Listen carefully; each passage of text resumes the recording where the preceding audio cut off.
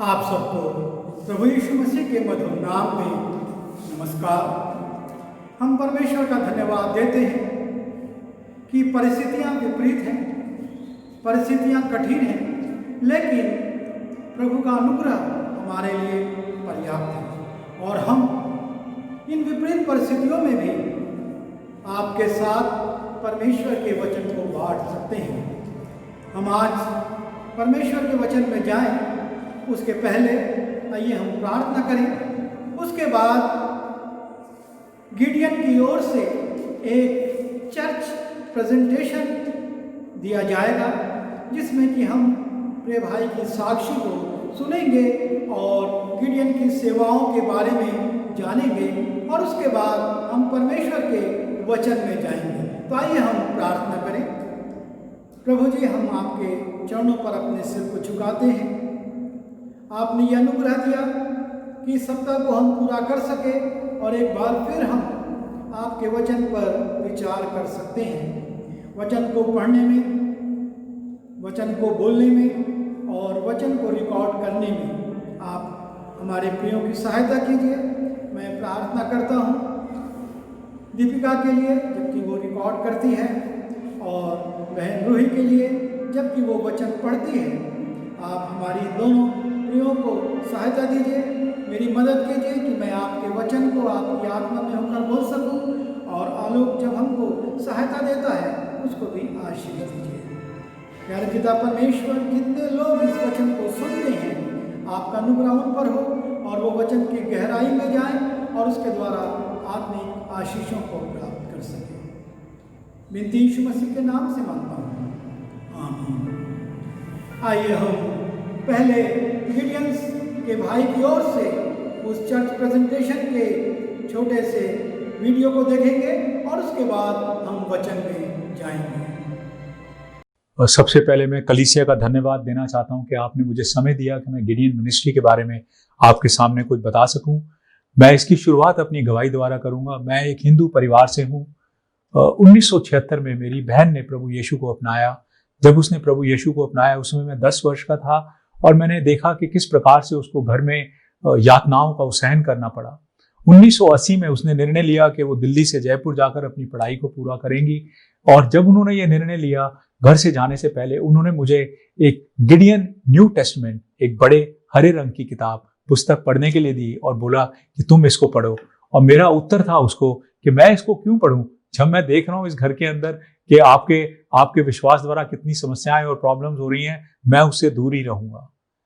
1982 में जब मैं अपनी 12वीं कक्षा में था और मैं चाहता था कि मैं इंजीनियर बनूं और मैं उसके लिए पढ़ाई भी कर रहा था, लेकिन जब रिजल्ट आया उस समय पीसीएम होता था, फिजिक्स केमिस्ट्री मैथ्स की आयत, यानी average used to be taken. मैंने देखा कि हर अच्छे इंजीनियरिंग कॉलेज के अंदर मैं कुछ नंबरों या कुछ परसेंटेज से उसके अंदर दाखिला प्राप्त नहीं हो रहा।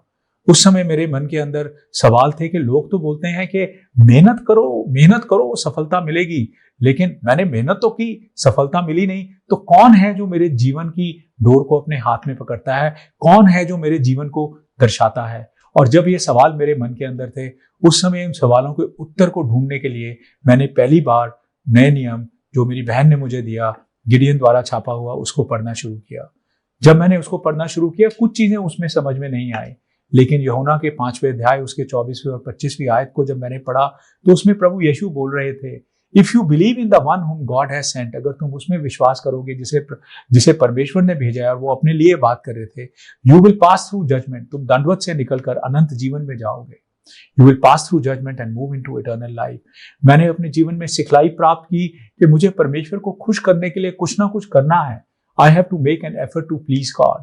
लेकिन यहां पर मैं देख रहा था कि मुझे कुछ करना नहीं, लेकिन केवल उस पे विश्वास करना है जिसे परमेश्वर ने भेजा, और वो परमेश्वर का पुत्र है।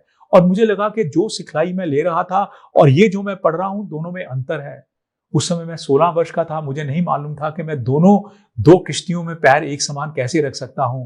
मैंने केवल अपने मन के अंदर से एक सेंटेंस, या जो मेरे मन से वाक्य निकला, मैंने कहा, प्रभु यीशु, अगर आप सच्चे परमेश्वर हैं तो आप मेरे जीवन की डोर अपने हाथ में लीजिए।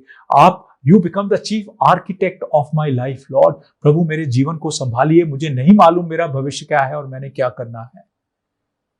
और उस समय मैंने अपना पूरा जीवन प्रभु यीशु को अर्पित किया। मुझे नहीं मालूम था कि जो मैं बोल रहा हूँ, मसीह लोग उसे प्रार्थना बोलते हैं। मुझे नहीं मालूम था कि जो मेरे हृदय से शब्द निकल रहे हैं वो मुझे एक अटूट बंधन में प्रभु यीशु के साथ में बांध देंगे।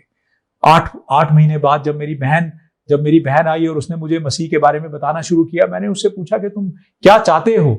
उसने बोला, मैं चाहती हूं कि तुम प्रभु यीशु को अपने जीवन में अपनाओ और अपना जीवन उसको अर्पित करो। मैंने कहा, वो तो मैंने 8 महीने पहले कर दिया, अब आगे क्या करना है। और उसके बाद वो मुझे बपतिस्मा के लिए ले गई और 26 मार्च 1983 को मैंने पानी का बपतिस्मा लिया और अपने मुंह से परमेश्वर के नाम को लोगों के सामने बताया। जीवन की शुरुआत एक गिडियन बाइबल हाथ में रहते हुए हुई। उसके बाद नेशनल डिफेंस एकेडमी में गया आर्मी ट्रेनिंग के लिए। वहां पे भी कमरे के अंदर गिडियन बाइबल थी। समझ नहीं आता था, लेकिन भजन संहिता पढ़ लेते थे या कोई पोर्शन खोल के उसमें से पढ़ लेते थे। क्या मुझे मालूम है कौन गिडियन जो है जिसने वो बाइबल मेरी बहन को दी? क्या मुझे मालूम है कि वो गिडियन आज कहां है? मुझे नहीं मालूम, लेकिन मुझे यह मालूम है कि मेरे जीवन का जो यात्रा है प्रभु यीशु के साथ में, उसका पहला अध्याय जो है वो प्रभु यीशु ने दिया। This is the ministry of the Gideons International. Gideon International एक संस्था है व्यवसायिक लोगों की, मसीह लोगों की, फॉर प्रोफेशनल मैन, जो लोगों को प्रभु यीशु तक ले जाना चाहते हैं। And they do it by 3 method, 3 तरीकों से करते हैं। सबसे पहले वो आपस में मिलते हैं, मीटिंग्स करते हैं, प्रार्थना करते हैं, ताकि एक दूसरे को शार्पन कर सके, ताकि एक दूसरे के चरित्र को परमेश्वर की लाइकनेस में ला सके। दूसरा तरीका है वो अपनी जुबान से प्रभु यीशु का नाम बोलते हैं ताकि प्रभु यीशु के बारे में लोगों को बता सके। और तीसरा है वो बाइबल्स बांटते हैं। हाँ, हम बाइबल बांटते हैं स्कूलों में, कॉलेजेस में, एजुकेशनल इंस्टीट्यूशंस में, पुलिस में, डिफेंस में, हॉस्पिटल्स में, जेलों में। केवल उस विश्वास में बांटते हैं कि जब लोग परमेश्वर का वचन पढ़ते हैं, पवित्र आत्मा उनसे बातचीत करती है।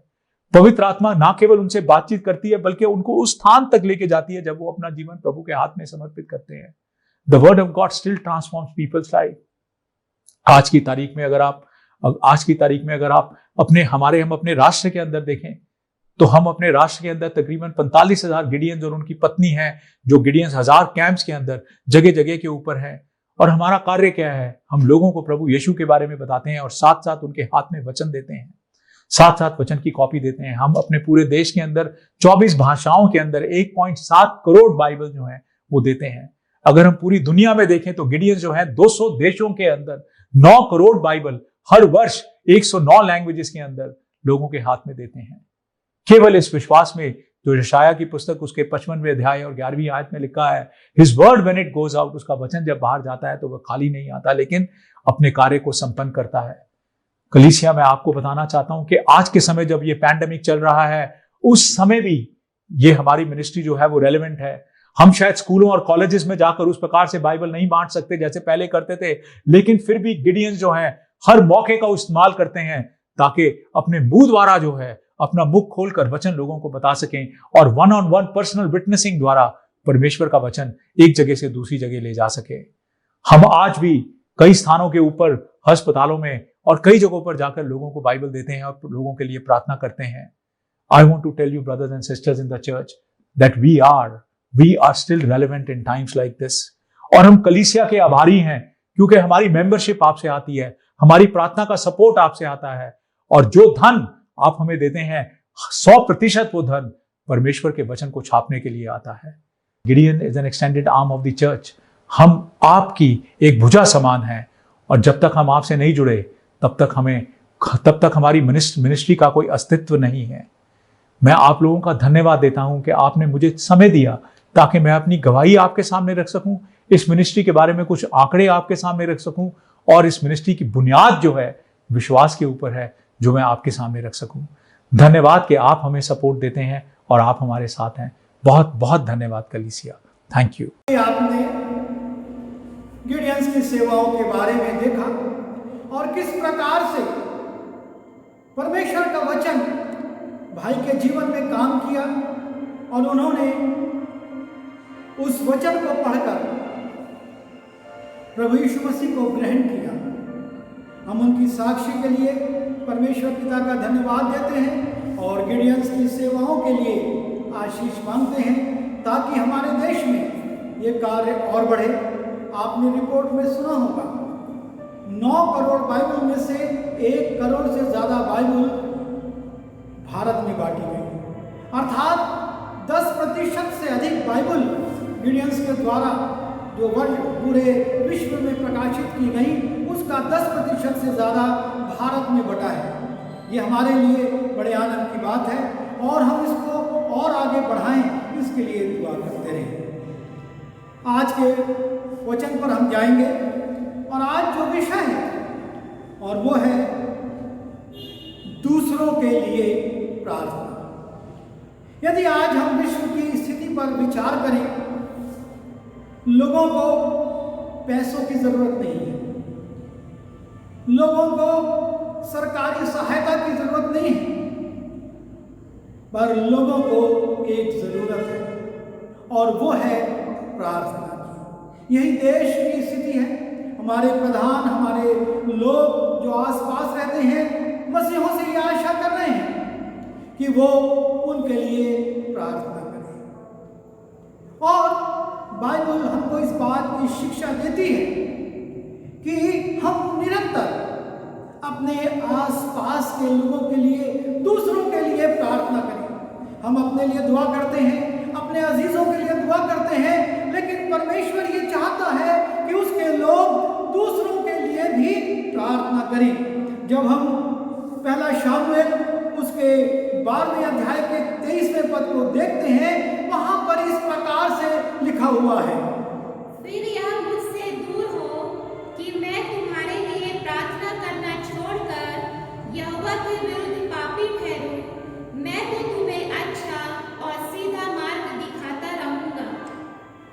शामुएल नबी कहता है, ये मुझसे दूर हो कि मैं तुम्हारे लिए प्रार्थना करना छोड़कर परमेश्वर के सामने दोषी ठहरूं। अर्थात शामुएल ये जानता था कि यदि उसने दूसरों के लिए प्रार्थना बंद कर दी तो इसका हिसाब परमेश्वर उससे लेगा।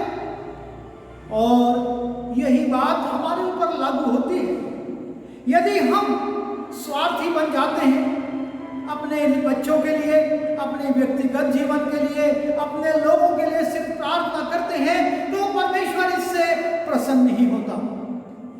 परमेश्वर ये चाहता है कि आप और मैं दूसरों के लिए प्रार्थना करें। हम दूसरों के लिए बोझ उठाएं, उनकी चिंता करें और मध्यस्थता की प्रार्थना में जाएं। शामुएल कोई साधारण व्यक्ति नहीं था, वो इस्राएल का प्रधान था, वो महायाजक था, वो न्यायी था और इस्राएल में वो सर्वोच्च पद को रखता था। उसके बावजूद वो कहता है कि मुझको तुम्हारे लिए प्रार्थना करना बहुत आवश्यक है, अन्यथा मुझको परमेश्वर को इसका जवाब देना होगा। जब हम पुराने नियम में जाते हैं और उत्पत्ति उसके 18वें अध्याय को देखते हैं, एक लंबा स्थल है, अभी हम इसको नहीं पढ़ेंगे, लेकिन इसके कुछ अंशों को हम देखेंगे। यहाँ पर हम देखते हैं इब्राहिम अपने भतीजे लूत के लिए परमेश्वर से मध्यस्थता की प्रार्थना करता है। जब हम देखते हैं उसके ऊपर प्रकट किया जाता है कि सदोम और अमोरा को परमेश्वर नाश कर देगा, तो उसको स्मरण आता है कि उस जगह को तो उसके भतीजे लूत ने पसंद किया था अपने जानवरों के लिए, वो तराई की जगह थी, और तब वो परमेश्वर से प्रार्थना करना शुरू करता है। और उत्पत्ति उसके 18वें अध्याय के 23वें पद को जब हम देखते हैं, वहां पर इब्राहिम की प्रार्थना शुरू होती है। तब इब्राहिम उसके समीप जाकर कहने लगा, क्या तू सचमुच दुष्ट के संग धर्मी को भी नाश करेगा? क्या तू दुष्टों के साथ धर्मी को नाश कर देगा? और तब वो कहता है 24वें पद में, कदाचित उस नगर में 50 धर्मी हो। वो परमेश्वर से प्रार्थना करता है, वो बहुत बड़े नगर हैं, उनमें बहुत सी आबादी है, लेकिन उसमें सिर्फ अगर 50 धर्मी हुए तो क्या ये धर्मी भी, 50 धर्मी भी नाश हो जाएंगे? परमेश्वर उसको प्रत्युत्तर देता, अगर 50 होंगे तो मैं छोड़ दूंगा। और तब वो धीरे धीरे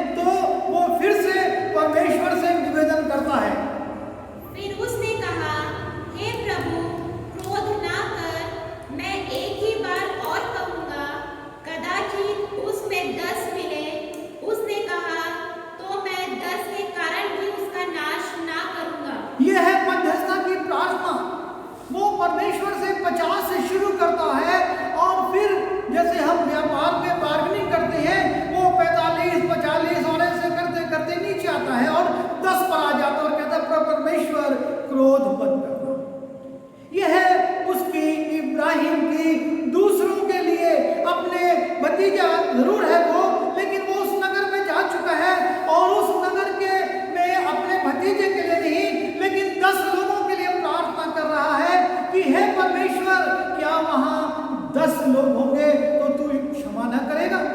परमेश्वर कहता है 10 भी होंगे तो मैं उस नगर को छोड़ दूंगा।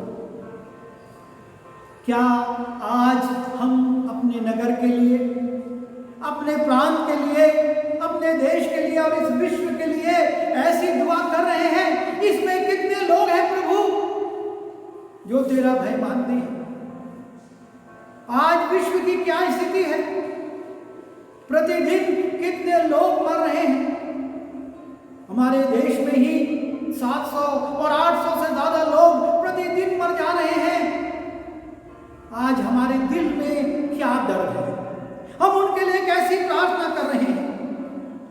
उसके बाद हम आगे बढ़ते हैं और निर्गमन की पुस्तक में जाते हैं और वहां पर मूसा का उल्लेख है जिसके लोग मूर्ति पूजा में फंस जाते हैं। और जब वो मूर्ति पूजा में फंस जाते हैं परमेश्वर बहुत ज्यादा नाराज हो जाता है।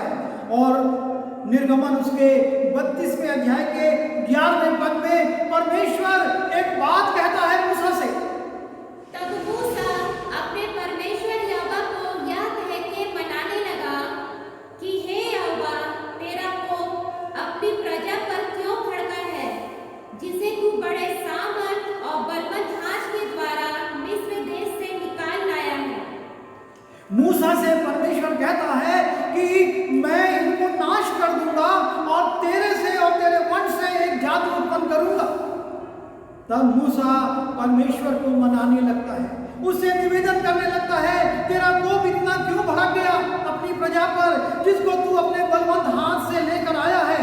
और जब हम 32वें अध्याय के 31वें और 32वें पद में जाते हैं हम मूसा का प्रेम की पराकाष्ठा को देखते हैं, कैसे वो दूसरों के लिए परमेश्वर से प्रार्थना कर रहा है।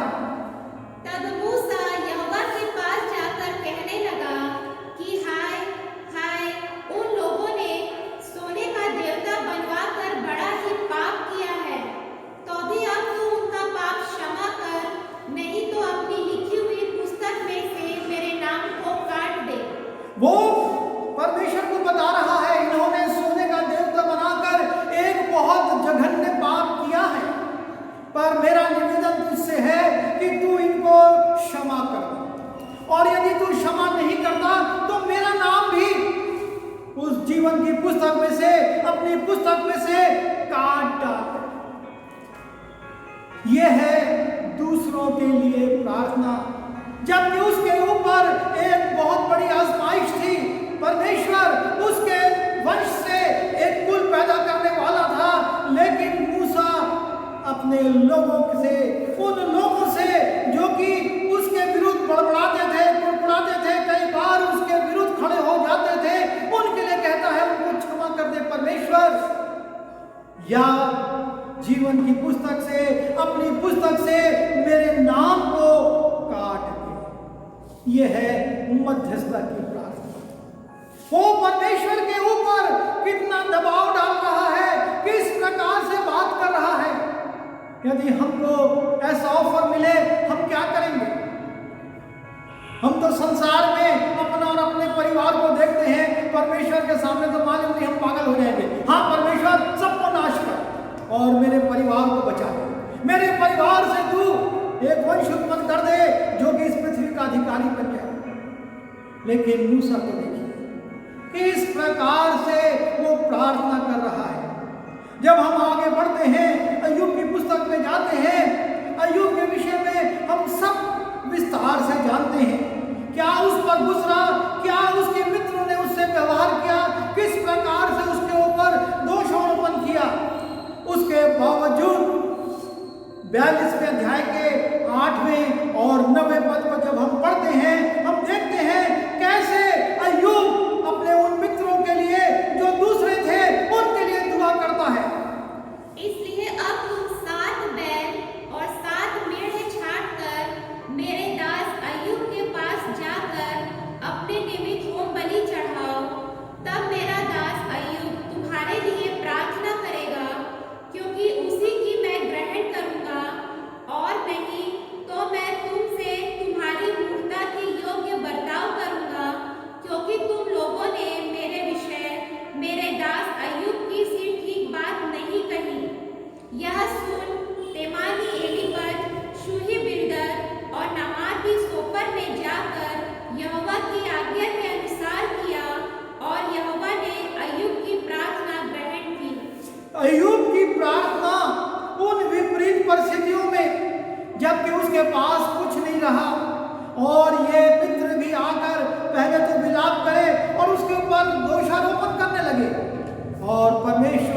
इस बात से रुष्ट हो गया।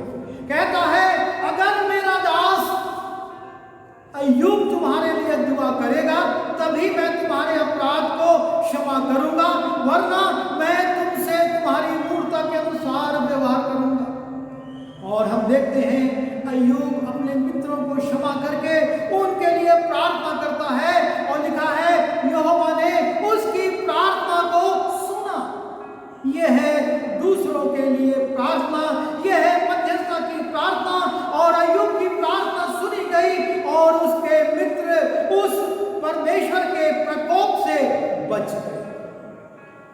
आज हमारे विरोध में बहुत लोग बकझक करते हैं, हमारे विरोध में तरह तरह की बातें बोलते हैं, पर अय्यूब हमको सिखा रहा है, हमको बता रहा है हमको आज क्या करना है। हमको उनके लिए परमेश्वर के सामने सिर्फ और सिर्फ दुआ करनी है। हमारा परमेश्वर दयालु है और उन पर दया करेगा। और जब हम यिर्मयाह उसके 9वें अध्याय के पहले पद में जाते हैं, यिर्मयाह किस प्रकार से इस प्रजा के लिए जो परमेश्वर की थी कहता है मैं प्रार्थना करूं, भला होता कि मेरा सिर जल ही जल और मेरी आंखें आंसुओं का सोता होती, तो मैं रात दिन अपने मारे हुए लोगों के लिए रोता रहता। भला होता कि मेरा सिर जल ही जल और मेरी आंखें आंसुओं का सोता बन जाती। किसके लिए? उन प्रजा के लिए, उन इस्राएलियों यहूदियों के लिए जो कि परमेश्वर के विरुद्ध दोषी हो गए थे। उनके लिए वो प्रायश्चित करना चाहता है, उनके लिए वो रोना चाहता है, उनके लिए वो आंसू बहाता है और कहता है मेरा सिर जल ही जल और मेरी आंखें आंसुओं का सोता बन जाती। मैं उनके लिए विलाप करना चाहता हूँ। आज हमारी आंखों में क्या उन लोगों के लिए जो हमारे विरुद्ध हैं आंसू हैं, या हम उनके पतन से आनंदित होते हैं? हमारा परमेश्वर आपसे और मुझसे कुछ अपेक्षा करता है, वो चाहता है, क्योंकि लिखा है तुम अपने सताने वालों के लिए प्रार्थना करो। यदि वो भूखे हैं तो उनको रोटी दो, यदि प्यासे हैं तो पानी दो, पर तुम उनके विरुद्ध ना करो। बुराई से मत हारो, भलाई से बुराई को जीतो तुम। और जब हम लूका रचित सुसमाचार उसके 23वें अध्याय के 33वें से 35वें पद में जाते हैं, वहां यीशु मसीह बड़ी विपरीत परिस्थितियों में है। उनका अपमान हो रहा है, उनको क्रूस पर लटकाकर प्रताड़ित किया जा रहा है और लोग उसके ठट्ठा उड़ा रहे हैं। और उस विपरीत परिस्थिति में यीशु मसीह प्रार्थना कर रहे हैं। जब वे उस जगह जिसे खोपड़ी कहते हैं पहुंचे, तो उन्होंने वहां उससे और उन कुकर्मियों को भी, एक और दाहिनी और दूसरे को बाईं ओर क्रूसों पर चढ़ाया। तब यीशु ने कहा, हे पिता, इन्हें क्षमा कर, क्योंकि ये जानते नहीं कि क्या कर रहे हैं। हे पिता, इन्हें क्षमा कर, क्योंकि ये जानते नहीं। वो क्रूस की पीड़ा को सह रहा है, वो हंसने वालों को देख रहा है, वो ठट्ठा करने वालों की फब्तियों को सुन रहा है और उसके बाद कह रहा है, प्रार्थना कर रहा है, हे पिता, इन्हें क्षमा कर। प्रभु ऐसी विपरीत परिस्थितियों में आपसे और मुझसे इसी चरित्र की अपेक्षा करता है। और हम बाइबल में देखते हैं ऐसे पात्र हैं जिन्होंने इस चरित्र को अपने जीवन में मूर्त रूप दिया। जब हम प्रेरितों के काम उसके 7वें अध्याय के 59 और 60वें पद में जाते हैं, इस स्तिफनुस से जिसको लोग किटकिटाकर ले गए और पत्थरों से मारने लगे। और जब वो पत्थरवाह किया जा रहा था, हम प्रेरितों के काम उसके 7वें अध्याय के 59 और 60वें पद में पढ़ते हैं। और वे स्तिफनुस को पत्थरवाह करते रहे और वह यह कहकर प्रार्थना करता रहा कि हे प्रभु यीशु, मेरी आत्मा को ग्रहण कर। फिर घुटने टेक कर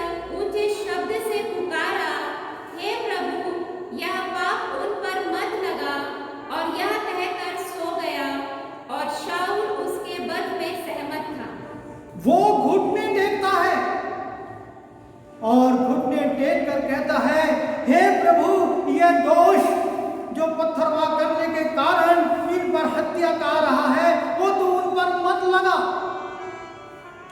और यदि आप इस वचन की गहराई में जाएं और अंतिम लाइन को देखें, शाऊल उस वध में सहमत था और यह प्रार्थना शाऊल के जीवन में काम कर गई और शाऊल का जीवन बच गया। वो उस पर दोष नहीं लगा, लेकिन शाऊल पौलुस बनकर प्रभु के लिए काम करने लगा। मध्यस्थता की यह प्रार्थना, दूसरों के लिए की गई प्रार्थना कभी व्यर्थ नहीं जाती है, लेकिन वो अपना काम करती है। और हम वहां पर देखते हैं कि किस प्रकार से चोट खाते हुए भी स्तिफनुस घुटनों पर प्रार्थना कर रहा है, हे पिता, ये दोष इन पर ना लगा। और पिता ने उसकी प्रार्थना का आदर किया और शाऊल बचाया गया। और ये शाऊल, जब हम फिलिपियों की पत्री उसके पहले अध्याय के 3 और 4 पद को देखते हैं, हम पाते हैं कैसे ये अब दूसरों के लिए प्रार्थना कर रहा है। इसके लिए स्तिफनुस ने प्रार्थना करी और ये शाऊल जो पौलुस बन गया, अब दूसरों के लिए दुआ कर रहा है। फिलिप्पी उसका पहला अध्याय 3-4 पद। मैं जब जब तुम्हें स्मरण करता हूँ, तब तब अपने परमेश्वर का धन्यवाद करता हूँ, और जब कभी तुम सब के लिए विनती करता हूँ, तो सदा आनंद के साथ विनती करता हूँ। पौलुस बता रहा है फिलिप्पी की मंडली को, मैं तुम्हारे लिए धन्यवाद करता हूँ, मैं तुम्हारे लिए विनती करता हूँ, आनंद के साथ विनती करता हूँ। वो फिलिप्पी की मंडली में नहीं है, वो दूर जेल में है, लेकिन वहां से वो फिलिप्पी की मंडली के लिए दुआ करता है, उसके लिए धन्यवाद करता है, और उसका परिणाम है कि फिलिप्पी की मंडली स्थिर है। जब हम रोमियो के नाम पौलुस प्रेरित के पत्र को देखते और उसके पहले अध्याय के 6वें पद को पढ़ते हैं, जिनमें से तुम भी यीशु मसीह के होने के लिए बुलाए गए हो।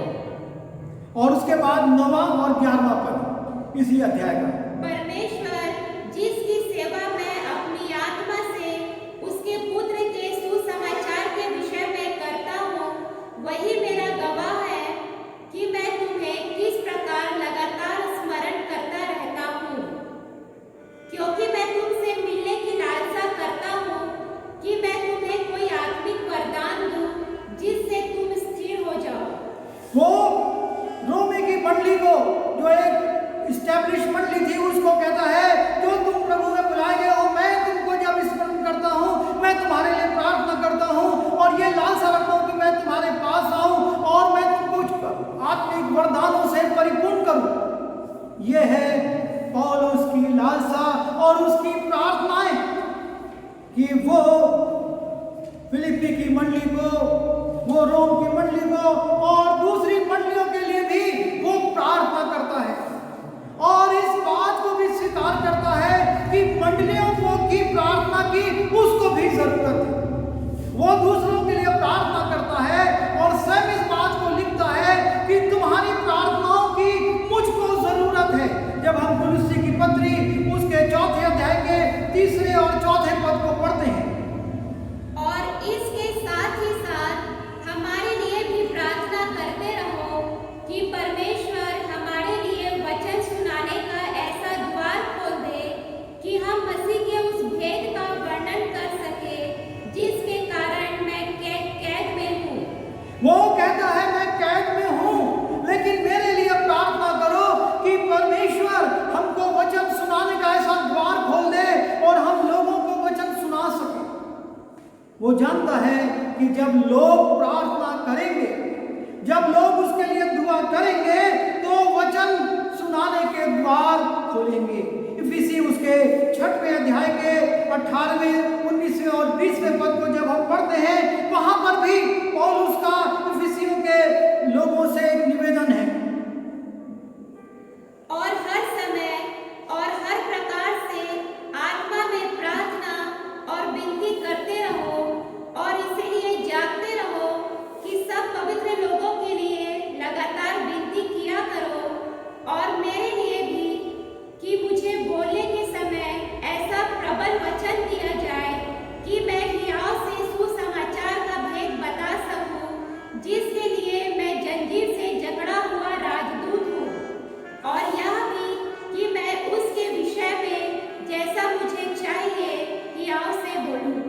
वो कहता है सब पवित्र लोगों के लिए प्रार्थना करो और मेरे लिए भी प्रार्थना करो। मैं तो जंजीर में जकड़ा हुआ हूं, लेकिन तुम प्रार्थना करोगे तो निश्चय परमेश्वर द्वार खोलेगा, परमेश्वर रास्ते बनाएगा। और इसलिए वो मंडली से प्रार्थना निवेदन करता है। आपके लिए परमेश्वर की इच्छा है कि आप दूसरों के लिए प्रार्थना करें, और साथ ही साथ दूसरों के लिए परमेश्वर की इच्छा है कि वो हमारे लिए, आपके लिए प्रार्थना करें, ताकि परमेश्वर के लोग स्थिर हो सके, उनको प्रबल वचन मिल सके। जितने प्रभु के सेवक हैं उनको और प्रार्थना की आवश्यकता है, क्योंकि वो परमेश्वर के वचन को बांटते हैं। दूसरा ग्रंथी उसके पहले अध्याय के 11वें पद। और तुम भी मिलकर प्रार्थना के द्वारा हमारी सहायता करोगे कि जो वरदान बहुतों के द्वारा हमें मिला, उसके कारण बहुत लोग हमारी ओर से धन्यवाद करें। कुरिन्थ की मंडली को भी कहता है, तुम लोग जब प्रार्थना करोगे इस प्रकार से होगा। आज परमेश्वर चाहता है कलीसिया से कि वो अपने प्रधानों के लिए, अपने अगुवों के लिए प्रार्थना करे, और अगुवों से चाहता है कि वो कलीसिया के लिए और साथ ही साथ दूसरों के लिए, जिस प्रीति से हम देखते हैं। और प्रेरितों का काम उसके 12वें अध्याय के 5वें पद को देखिए। सो बंदी गृह में पतरस की रखवाली हो रही थी, परंतु कलीसिया उसके लिए लौ लगाकर परमेश्वर से प्रार्थना कर रही थी। कलीसिया पतरस के लिए लौ लगाकर प्रार्थना कर रही है। पतरस तो बंदीगृह में बंद है, और उसके सारे विवरण को, उसके बाद के विवरण को हम जानते हैं। किस प्रकार से दूत आता है, पतरस को ले जाता है सीधी नाम गली में, और वो लौट जाता है। यह है कलीसिया जब प्रार्थना करती है, उसके अगुवे छुड़ाए जाते हैं। परमेश्वर चाहता है कि हम दूसरों के लिए प्रार्थना करें। परमेश्वर ये चाहता है आप और मैं अपने देश के लिए, प्रधानों के लिए प्रार्थना करें। परमेश्वर ये चाहता है कि हम अपने देश में जो मुट्ठी भर लोग हैं उनका वास्ता देकर परमेश्वर से प्रार्थना करें।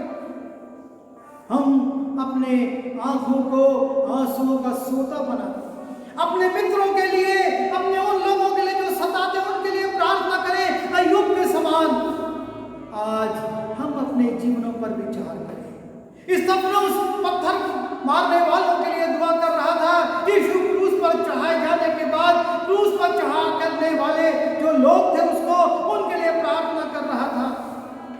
आज हम क्या कर रहे हैं? हमको इस बात पर विचार करना होगा, और हम इस संदेश को समाप्त करें उसके पहले हम अपने मनों में एक दृढ़ निश्चय ले लें कि मैं अपने देश के लिए, अपने लोगों के लिए, अपने नगरों के लिए, अपने पड़ोसियों के लिए, अपने सताने वालों के लिए, और उन लोगों के लिए जो आज बंदीगृह में हैं उनके लिए प्रार्थना करूंगा। प्रभु हमारी सहायता करे कि हम प्रतिदिन उनके लिए प्रार्थना कर सकें। आइए हम दुआ करें। प्रभु जी, अभी हमने आपके वचन में पढ़ा कि कैसे सैमुएल कहता है कि यह बात मुझसे दूर हो कि मैं तुम्हारे लिए प्रार्थना करना छोड़कर परमेश्वर के सामने दोषी ठहरूं। हाँ प्रभु, एक दिन आप हमसे भी ये हिसाब लेने वाले हैं कि हमने अपने पड़ोसियों के लिए, अपने शहर के लोगों के लिए, अपने देश के लोगों के लिए, और उन लोगों के लिए जो हमको सताते या हम पर अत्याचार करते थे, उनके लिए कितनी प्रार्थना की है। आप सहायता कीजिए कि हम लगातार पौलुस के समान, अय्यूब के समान अपने लोगों के लिए और उन लोगों के लिए जो सताते हैं प्रार्थना कर सकें। प्रभु जी, इस देश पर और संसार पर कृपा दृष्टि कीजिए, ताकि आज जो महामारी है उससे लोग छुड़ाए जा सकें और बहुत से लोग एक नए जीवन को प्राप्त कर सकें। आपने हमारी प्रार्थना को सुना है, धन्यवाद करते हैं। आगे भी हम ये प्रार्थना करते रहें इस इच्छा को रखते हुए इस विनती को यीशु मसीह के नाम से मांगता हूँ, आमीन। आइए हम प्रार्थना आशीष ग्रहण करेंगे। अब परमेश्वर पिता का प्रेम, प्रभु यीशु मसीह का अनुग्रह और पवित्र आत्मा की सहभागिता इस संदेश को सुनने वाले प्रत्येक लोगों के साथ प्रभु यीशु मसीह के दूसरे आगमन तक बनी रहे, आमीन।